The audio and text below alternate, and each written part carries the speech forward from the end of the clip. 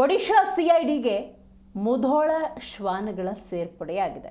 ಹೌದು, ಇತ್ತೀಚೆಗಷ್ಟೇ ಈ ಮುಧೋಳ ನಾಯಿಗಳನ್ನು ಪೊಲೀಸ್ ಡಿಪಾರ್ಟ್ಮೆಂಟಲ್ಲಿ ಬಳಸಿಕೊಳ್ಳುವಂಥ ಪ್ರಕ್ರಿಯೆಗಳು ಹೆಚ್ಚಾಯಿತು.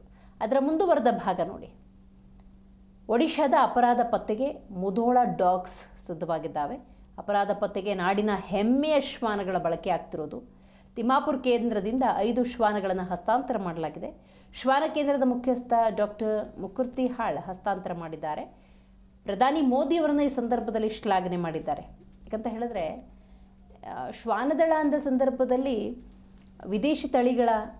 ವಿದೇಶಿ ಶ್ವಾನಗಳ ಬಳಕೆ, ಅವುಗಳಿಗೆ ಟ್ರೈನ್ ಮಾಡಿ ಬಳಕೆ ಮಾಡುವಂಥ ಪ್ರಕ್ರಿಯೆ ಇತ್ತು. ಮನ್ ಕಿ ಬಾತ್ನಲ್ಲಿ ಮತ್ತು ದೇಶವನ್ನು ಉದ್ದೇಶಿಸಿ ಪ್ರಧಾನಿ ನರೇಂದ್ರ ಮೋದಿ ಒಮ್ಮೆ ಮಾತಾಡುವಾಗ ಕರ್ನಾಟಕದ ಮುಧೋಳ ಶ್ವಾನಗಳನ್ನು ಬಳಕೆ ಮಾಡಬೇಕು, ನಮ್ಮ ಶ್ವಾನಗಳ ಬಳಕೆ ಆಗಬೇಕು, ಈ ರೀತಿಯ ಪ್ರೇರೇಪಿತ ಮಾತುಗಳನ್ನು ಹೇಳ್ತಾರೆ. ಆ ನಂತರದ ಸಂದರ್ಭದಲ್ಲಿ ಅದನ್ನು ಅನುಷ್ಠಾನಕ್ಕೂ ಕೂಡ ತರಲಾಗುತ್ತೆ. ಅದರ ಮುಂದುವರೆದ ಭಾಗ ನೋಡಿ. ಇದೀಗ ಒಡಿಶಾ ಸಿಐಡಿಗೆ ಮುಧೋಳ ಶ್ವಾನಗಳನ್ನು ಬಳಕೆ ಮಾಡಲಾಗ್ತಾ ಇದೆ. ನೋಡಿ, ಒಡಿಶಾದಲ್ಲಿ ಮಾದಕ ದ್ರವ್ಯ ಅಪರಾಧಗಳ ಪತ್ತೆಯಲ್ಲಿ ಸಹಾಯ ಮಾಡ್ತವೆ ಈ ಮುಧೋಳ ಶ್ವಾನಗಳು. ಈಶಾನ್ಯ ರಾಜ್ಯ ಅಪರಾಧ ಪತ್ತೆಗೆ ಮುಧೋಳ ಡಾಗ್ ಬಳಕೆಯಾಗಿದೆ.